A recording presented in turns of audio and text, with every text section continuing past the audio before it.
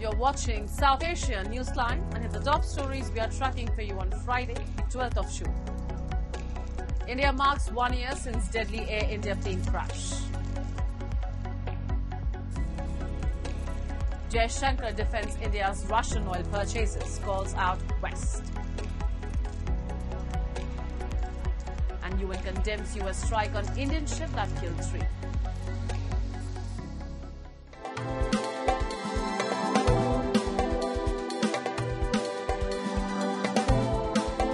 And now for all the details. Families of victims of the Air India plane crash gathered in western Ahmedabad city on Friday to remember their loved ones on the first anniversary of one of India's deadliest aviation disasters. A Boeing 787 Dreamliner operated by Air India crashed into a medical college hostel during lunchtime, moments after taking off on June 12, 2025, on a flight from Ahmedabad to London Gatwick.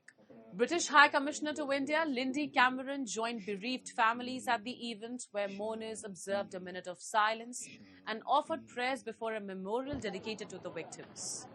The 241 victims included 53 British nationals. Only one passenger survived the disaster. I'm just here to remember the victims and their families. Heartbroken families also visited the crash site to pay tribute to their loved ones, while a plantation drive and blood donation camp were also organized. The site, still marked by charred buildings and burnt vehicles, remains a stark reminder of the tragedy. Investigators are yet to publish a final report into the deadly crash, with sources citing the need to complete an analysis of the plane's engines. बहुत याद आती है मेरे छोटे छोटे बच्चे वही रखता था मेरे दोनों बच्चे उसके बिना तो रह भी नहीं पा रहे थे वो मेरे घर दौड़ा आता था मेरे बच्चे को लेने के लिए आज वो दिन याद आ रहे कलेजा फट जाता है. Moving on, India's Foreign Minister S. Jaishankar has strongly defended New Delhi's purchase of Russian oil, pushing back against criticism from Western nations. Speaking in Finland, Jaishankar argued that India's decisions were guided by national interests and energy security, while questioning the moral consistency of Western powers. Jaishankar argued that New Delhi's approach was aimed at protecting consumers and ensuring energy security for a nation of more than 1 billion people. He accused Europe of applying double standards when it comes to global security and energy policy, and pointed to India's long-standing concerns about military equipment supplied by Western countries to nations in the region. Jaishankar said Europe has sold weapons that have ultimately been used against India, while India has never posed a security threat to European countries. Jaishankar's comments reflect New Delhi's increasingly assertive diplomatic posture as it seeks to balance strategic partnerships with both Western nations and Russia.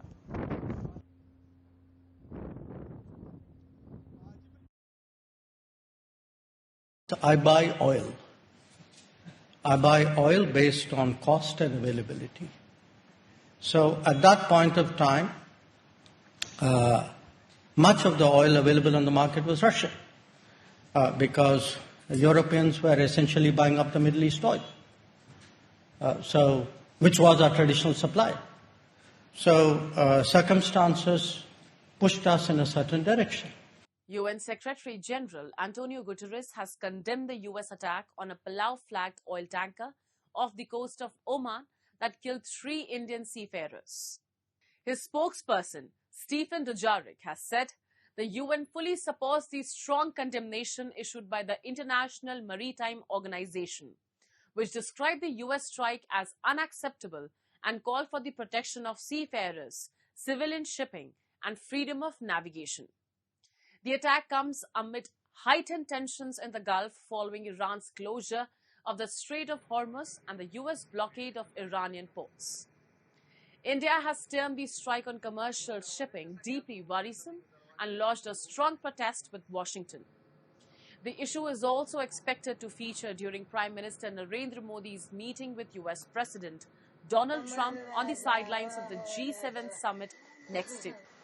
The issue is also expected to feature during Prime Minister Narendra Modi's meeting with US President Donald Trump on the sidelines of the G7 summit next week. The 3 Indian sailors killed in the attack were identified as Deck Cadet Aditya Sharma, Engine Fitter Shivanand Chaurasia, and Chief Engineer Patlala Suresh. In Uttar Pradesh, grieving family members and friends gathered at Chaurasia's residence as relatives mourned his death. हमारा जाऊ के बुला दिलो सरकार हमारे बच्चन के हमारे आदमी के बुलवाओ मलाइकन के देखो हमारे सास ससुर के हमारे नाना देवर के देखो अरे बाबा मित्र नहीं था वो हमारा भाई था जैसे वो गांव जब पढ़ाई पास कर दिया था ना तो हमारे साथ में ही गया था पहली बार वो कबाड़ी उतना कोई अपना इज्जत नहीं कर सकता जितना वो हमारा करता था. And as protests over the violence in POJK continues to draw international attention, activists in the UK have intensified protests to demand justice and accountability. British MP Bob Blackman has also condemned the crackdown, calling it a despicable attack on civilians. A report. Political activists from Pakistan-occupied Jammu and Kashmir have continued protests outside Pakistani consulates in the UK to condemn the ongoing crackdown on protesters in POJK by Pakistan. Demonstrators raised anti-Pakistan slogans and strongly criticized the Pakistani military leadership over the use of force against civilians participating in protests in Rawalakot and Kodli. The protest on Thursday in Bradford saw demonstrators alleging that security forces carried out a violent response to largely peaceful demonstrations, resulting in several deaths and numerous injuries. Participants called for accountability, justice for the victims, and greater international attention to the situation in POJK. Meanwhile, British MP Bob Blackman has strongly condemned Pakistan's crackdown on protesters in POJK, calling it a despicable attack on civilians, and expressed concern over reports that more than 30 people were killed and hundreds injured. He urged the UK government to summon Pakistan's High Commissioner and seek accountability. Blackman said 30 British MPs had written to the Foreign Secretary over the violence in the occupied region, reflecting growing international concern. Well, the reality is that you've got peaceful protesters who, my understanding, were just demonstrating their concerns. They pose no threat to the military. This is the fundamental issue. So even in those circumstances, then they should have been allowed to carry out their peaceful protest. If they posed a threat to the military, then the military should have used. So they certainly shouldn't be using live ammunition on peaceful protesters under any circumstances. So, that's why so many people have been killed and so many injured as a result. And India and Bangladesh have concluded the 57 Director-General level Border Coordination Conference in New Delhi and have agreed to strengthen border cooperation through enhanced intelligence sharing, coordinated patrols, and joint action against cross-border crime. The 4-day discussions between India's Border Security Force and the border guard Bangladesh came amid tensions over the issue of undocumented migrants across the border without following due process. Both sides discussed illegal and inadequate border crossings, human trafficking, smuggling, border deaths, and the implementation of the Coordinated Border Management Plan. Both sides reaffirmed their commitment to maintaining peace, tranquility, and stability along the India-Bangladesh border, the statement said. It added that both the countries would strengthen coordinated patrols, enhance vigilance, improve real-time information sharing, and step up joint action against trans-border criminal networks.